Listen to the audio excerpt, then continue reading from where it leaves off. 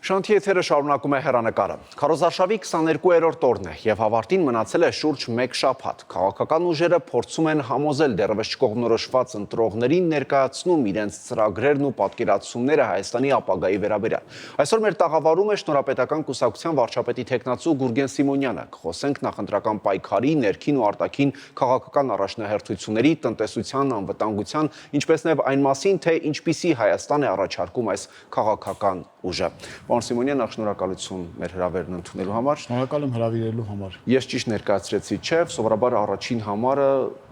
մեծամասնության մոտ համարվում է վարչապետի թեկնածուն։ Ճիշտ եք ներկայացրել բացառությամբ կուսակցության անվանման լիարժեք անունից Հայաստանի Շնորհապետական Հայաստանի Շնորհապետական։ Շատ լավ։ Քարոզարշավի ավարտին մնացել է շուրջ 1 շաբաթ։ Ինչպես է գնահատում այս փուլը եւ ինչ արձագանք եք ստանում մարդկանցից մարզերում ու Երևանում։ Շատ ջերմ են ընդունում մեզ մարդիկ, ինչի համար ես շատ շնորհակալ եմ։ Երեկ մենք այցելեցինք Սարդարապատ, Արմավիր եւ Ապարան։ Իմ խորին շնորհակալությունը եւ Արմավիրի եւ Ապարանի եւ Սարդարապատի ու հարակից բնակավայրերի մեր քաղաքացիներին ջերմ ընդունելության համար։ Երեկ Հայաստանի Հանրապետության օրն էր։ Իմ գնահատմամբ Հայաստանի Հանրապետության անկախության օրը, որտեղ սեպտեմբերի 21-ը այնուամենայնիվ վերաանկախացման օր է։ Իրական անկախությունը 18 թվականի մայիսի 28-ից 30-ն ընկած ժամանակահատվածում է տեղի ունեցել։ Ես գնահատում եմ բավականին դրական եւ մեծ հնարավորություններ կա իրականում այլընտրանք հանդիսացող ուժի համար, որ չի ներկայացնում որևէ մեկին լուրջ արդյունքներ արձանագրելու։ Բայց մենք գիտենք, որ մարդկանց համոզմունքը, մարդկանց ակնկալիքները, մարդկանց ցանկությունները պաշտպանության կարիք ունեն։ Սիրելիներ, մենք տեսնում ենք, որ Հայաստանի Շնորհապետական կուսակցության հիմնադիր նախագահի հասցեին տարբեր տեսակի հերյուրանքներ եւ ապատեղեկատվություն են փորձում կապել, աֆիլիացնել, որպեսզի մեր օրեցօր ավելացող վարկանիշը ցած բերեն։ Հայաստանի Շնորհապետական կուսակցությունը լիարժեք անկախ եւ մաքուր քաղաքական ուժ է։ Հայաստանի Շնորհապետական կուսակցության հիմնադիր նախագահ Գուրգեն Սիմոնյանը իր խոսքը ժողովրդի առաջ պահած քաղաքական գործիչ է եւ գիտությունից քաղաքականություն մուտք գործած է, երբևիցե որևէ կապ չի ունեցել ոչ նախկինների հետ, ոչ ներկաների հետ, ոչ էլ կապ ունի ու կապ է ունենալու։ Մենք ի սկզբանե բացառում ենք որևէ նախկին եւ ներկա իշխանությունների եւ նրանց արբանյակ քաղաքական ուժերի հետ դաշինքները, կոալիցիաները կամ արք ու վաճառքը, որը շարունակապար մեր քաղաքացիական հանրությունը դիտարկել է նախկինում։ Մեր սկզբունքներին հավատարիմ լիարժեք մաքուր ուժ ենք, որ խոստմանը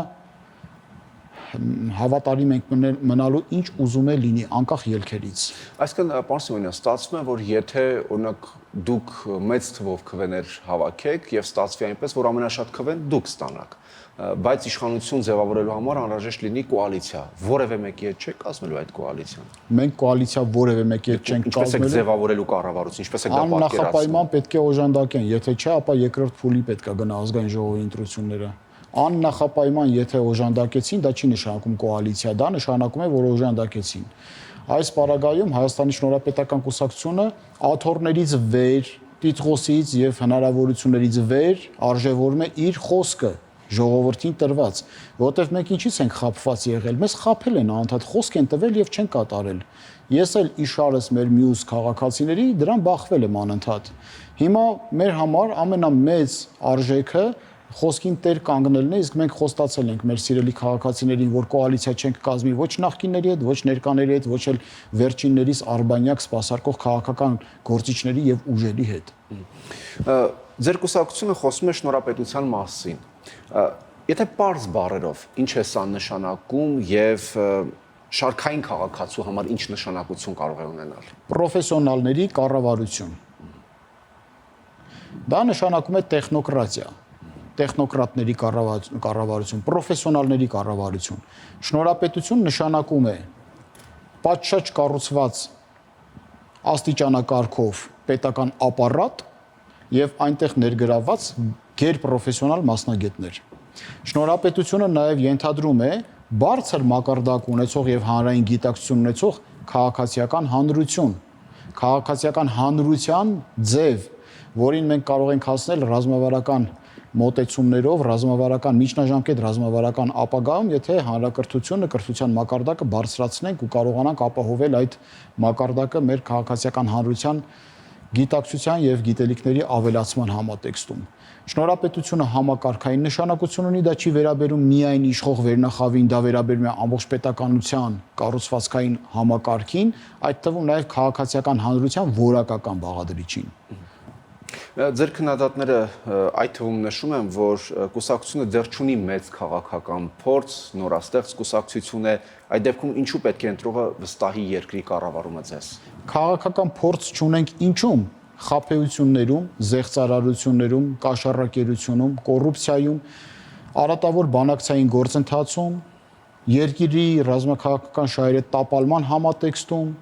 ժողովրդի առաջ ստանձնած խոստումները չկատարելու ձևով, այդ դեպքում բարեբախտաբար քաղաքական փորձ չունենք, բայց մենք ունենք պրոֆեսիոնալիզմ, մասնագիտական հմտություններ, կարողություններ, որ շանսը ստանալու պարագայում Հայաստանի Հանրապետությունը որակական ցածկ է ապահովելու եւ 5 տարի հետո անկասկած այն Հայաստանը, որ մեր հաղթանակի պարագայում մենք ունենանք, շեշտակիորեն լավ իմաստով տարբերվելու է այն Հայաստանից, որը որ կա հիմա եւ որը որ խոստանում են այլ ուժերը։ Այդ համոզմունքը որտեղից է գալի, հիմքը որն է։ Հիմքը ռազմավարական հաշվարկներ են եւ պրոֆեսիոնալների ներգրավվածության աստիճանը։ Եվ բացի այդ դուք ինքներդ եք տեսնում 1 տարեկան ուժը ինչքան մեծ հանրային աջակցության չափաբաժին ունի։ Միտքը չունի գաղտնիք, որ վարքը Երևան չբերի։ Այն ինչ որ քո մակարդակն է, քո հռետորաբանության եւ շարահյուսական ճիշտ բովանդակալից նախադասությունների կառուցման մեջ է, որտեվ դա ցույց է տալիս քո մակարդակը, քո հետեւողականությունը եւ քո գիտելիքների պաշարը։ Հերիք է 2-3 բառ իրար հետևից կապել չկարողացողներին ձայն տանք։ Հերիք է, որտեվ այդ անհատները, որոնք որ վերբալ հաղորդակցական հատկանիշները թերագնահատում են, ի վերջո չեն էլ կարողանալու իրենց ասածը գործի վերածեն, որտեվ խոսքի եւ գործի տարբերությունը չնչին է, եթե կա քաղաքական կամք։ Պետք է հասկանալ, որ գիտակներին, գիտելիքներով լցված քաղաքական ուժին շանս տալը նշանակում է անուղղակիորեն շանս տալ քեզ, քո ընտանիքին, քո պետականությանը։ Դուք ինչպես ասացիք խոսքից լսում գիտության ոլորտում եք եղել։ Ոչ միայն Գիտական ոլորտում։ Ոչ միայն պրակտիկ նշանակություն ունեցել է իմ գիտական խոսույթը, որովհետև ես օժանդակել եմ պետական կառույցներին։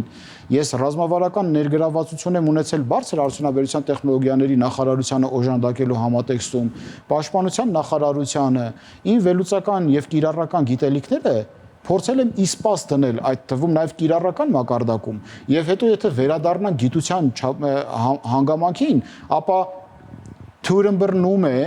եւ ապա տեղեկատվության տարածում է, թե գիտնական լինելը եւ գիտության մարդ լինելը դա փորձի պակաս է։ Մանավանդ եթե ռազմաքաղաքական ղեկավարների եւ բարձրաստիճան սպաների կրթող օղակի գիտության մարդ ես եղել։ Բացի այդ, ակադեմիական գիտությունը եւ եթե ցիտենք նաեւ գիտական աշխատանքների ռահվիրաներին եւ գիտությունը սահմանողներին Կանտից բռնած միջև Կարլ Պոպեր, ասում են տեսությունը կյանքից կտրված չի լինում, այն տեսությունը, որը կյանքից կտրված է, դա ուտոպիա է։ Իսկ մենք ուտոպիստական մտքերի մասին չենք խոսում, մենք կիրառական գաղափարների մասին ենք խոսում, որոնք որ հնարավորություն ունեն կյանքի կոչելու եւ մեր կյանքում դա տեսնելու, որը կարճ ժամանակահատված հետո շրջաբերաբար կփոխի այն իրականությունը, որը մեզ ձեռք չի տալիս։ Հայ ժողովուրդը սովոր չի կքած կյանքին, սովոր չի ճնշված կյանքին, խեղճացած կյանքին։ Մենք հաղթող ազգ ենք, ստեղծարար ազգ ենք, շինարար ազգ ենք, պետք է հնարավորություն տանք մաքուրներին, չայլասերվածներին, եւ այդ հնարավորության մեջ փափագելով հույս օժանդակենք եւ հնարավորություն ընձեռենք, որ իրենց գաղափարները կյանքի կոչվեն։ Պարոն Սիմոնյան, իսկ դուք որտե՞ք համարում այդ դեպքում այսօրվա Հայաստանում ամենամեծ թուլությունը, անվտանգությունը, տնտեսությունը, թե պետական կառավարման համակարգը։ Ամեն ինչը։ Հայաստանի Հանրապետությունում չկա ռազմավարական ընտրանի առաջին աստիճանի։ Այդ ռազմավարական ընտրանի չի կարողանում ազգային եղձերի եւ երազանքների կապիտալացմամբ պայմանավորված ճիշտ ռազմավարական հայեցակարգային փաստաթղթավորում իրականացնել, որոնցից բխում է դու չգիտես թե ինչ կառուցվածքի պետություն ես ուզում, ինչ կադրային ապահովվածությամբ եւ ինչ պետք է իրագործես։ Հիմա կարճ օրինակ բերեմ, որպեսզի հասկանաս ինչ սպառազինություն առնես, որ հետո էլ ցույց տաս պարտությունից հետո պառատ կազմակերպելով։ Դու պետք է նախ հաշվարկես ամենահավանական վերահաս ռազմական վտանգը ու ռիսկերը, որոնք կարող են սպառնալ Հայաստանի Հանրապետությանը, Գնահատել այդ սպառնալիքի սերունդը, ենթադրենք 6-րդ սերնդի ռազմական գործողություններ արհեստական բանականության կիրառմամբ։ Ըստ այդմ դրան կանխարգելող հանգամանքով հասկանաս ինչ կառուցվածքի զինված ուժեր պետք է ունենաս, ինչ սպայական համալրվածությամբ, ինչ մասնագիտությունների, ըստ այդմ մոբիլիզացիոն ռեսուրսը ինչ աստիճանի պետք է լինի, բանակի թվաքանակը 3 էտապներով ինչ աստիճանի պետք է լինի, զորակոչային ռեսուրսը պետք է հաշվարկես, որից հետո նոր հասկանաս ինչ սպառազինություն է քեզ պետք, ինչ մոդելների եւ քանի հատ։ Պարոն Սիմոնյան, արդյոք դա խնդիր եք համարում, երբ օրինակ այսօր քաղաքական շատ ուժեր են մասնակցում ընտրություններին եւ գուցե քաղաքացիները այդ քաղաքական ուժերի առաջին մի քանի համարներին են լավ ճանաչում, բայց մնացածի մասին պատկերացում չունեն։ Դա չի խանգարում ընտրողի հետ հարաբերություններում եւ կողմնորոշվելու հարցում։ Ոչ, մնացած 16 ուժերը մակուլատուրայի նման հայտնվելու են աղբամանում, որը որ ընտրողն անելու է։ Պարզապես ուղակի աղմուկով դե 19 ուժ է, չէ, 18 հիմա արդեն, ենթադրենք 3-4 ուժ իմպերատիվ են լինում, մնացածին գցում են այդ աղբամանի մեջ, չէ, մեկը պետքա վերցնեն, տանեն գցեն։ Հիմա այդ աղմուկի համատեքստում որոշակի նաև գերհագեցվածություն են ապահովում։ Հիմա պատկերացրեք հեռուստատեսությունը այսօր համարվում է մաս մեդիայի ամենակարևոր օղակը, մարզերով եւ այլն եւ այլն։ Եվ այդ քաղաքական գովազդները, որ շրջանառում են, չէ, 19 ուժի քաղաքական գովազդ, որ իրար հետևից գնա, արդեն դիտողը գեր հոգնածություն եւ գեր լարվածություն, ինչու՞ չէ նաեւ տհաճություն կապրի։ Հետևաբար այն իր սիրելի հաղորդումը, որ պետք է նայեր, դրանով զբաղացնում են երկար ձգված, ստացվում է, որ այն ընտրությունն էլ, որ ինքը պետք է adekvat կատարի, լղոզում են աղմուկի մեջ։ Սա նաև բարոյական հանգամանք կա։ Հիմա բոլորի ուշադրության կենտրոնում ընտրություններ են ի վերջո։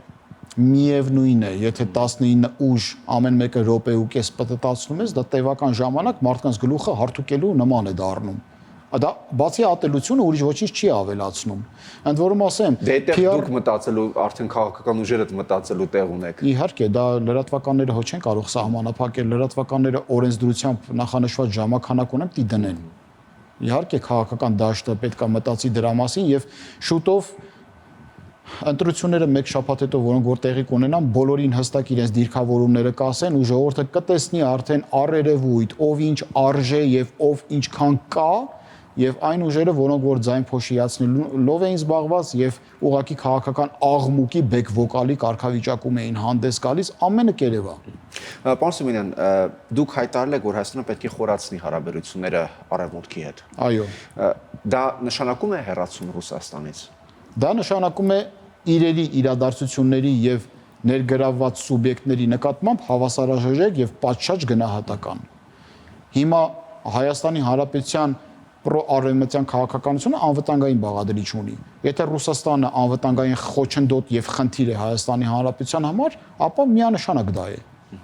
Հիմա Ռուսաստանի Դաշնությունը 2022 թվականի ռուս-ադրբեջանական պայմանագրով չեղարկել եւ դենոնսացրել է 1997 թվականի փոխօգնության պայմանագիրը, որտեղ իրավիճակ է այդ պայմանագրով փոխել, որի դրույթների կատարումը այդ պայմանագրի գոյության պարագայում անհնարին է դառնում։ Ստացվում է, որ դուք ձեր ինքնիշխանությունը ապահովելու համար հայ-ռուսական բարելավման պայմանավորված պետք է նրանց զրկեք ազդեցության լծակներից։ Իսկ ազդեցության լծակները առաջին հերթին ռազմաքաղաքական, տնտեսական եւ քաղաքական այլ կառույցներին անդամակցությունն է եւ մասը կազմելն է։ Եվ ոչ միայն, այլ նաեւ նրանց ներգրավվածությունը զինված ուժերի տեսքով, մաս մեդիայի տեսքով մեր մուլտիպլեքսում եւ ազդեցության ռեագենտների ներգրավմամբ։ Նրանք դա կոչում են պայթեցնող աշխատանքներ։ Подрывная деятельность, այդպես են անվանում։ Հիմա եթե եկել են ստեղ պղտող ջրում ձուկ են որսում, դուք ունեք խնդիր ձեր անվտանգությունը հոգալու։ Ձեր քայլերը։ Համար 1 ջայլամի քաղաքականություն, համար 2 առերեսվել իրականության հետ։ Ջայլամի քաղաքականությունը նշանակում է չտեսնել առերևույթը, ինքնախաբեությամբ զբաղվել, որը վտանգ է, հղի է մեծ վտանգներով, այդ թվում նաև գոյութենական։ Առերեսվել իրականության հետ պատշաճ գնահատել այն իրադրությունը, որում որ դու կաս եւ ռացիոնալ քայլերով փորձել դուրս գալ այդ իրադրությունից։ Ռացիոնալ քայլերի համատեքստում են ենթադրվում։ Դուրս գալ ԱՊՀ-ից, որտեվ ԱՊՀ-ն ԽՍՀՄ 2.0-ի մասին է։ Եթե դուք ուզում եք անկախ մնալ, պետք է վերպետական կցորդիչի մեջ չլինեք։ Դուրս գալ հապկից, հապկը անվտանգային բաղադրիչ ունի, որը չի կատարել պարտավորությունները ոչ միայն Արցախի մասով, այլ նաև Հայաստանի Հանրապետության մասով։ Դուրս գալ ԵԱՏՄ-ից, որ կարողանանք միջանկյալ շուկաների միջոցով Եվրամիությանը հայտ ներկայացնել եւ կարողանալ զարգացած շուկայական հարաբերություններ ունենալ, զարգացած երկրների հետ տեխնոլոգիական շարժ ունենալ։ Արգելել նրանց մուտքը հայկական մուլտիպլեքս, որ այդ այտելությունը, լուտանքները, կոգնիտիվ տարեր, պատերազմի տարեր պարունակող գործընթացները չիրականացնեն, ապա տեղեկատվության տարածում, հոգեբանական ներազդեցություն եւ նարատիվների, պատումների պատերազմ։ Անդամակցել Եվրամիությանը դրա փոխարեն։ Անշուշտ, դրա փոխարեն չէ,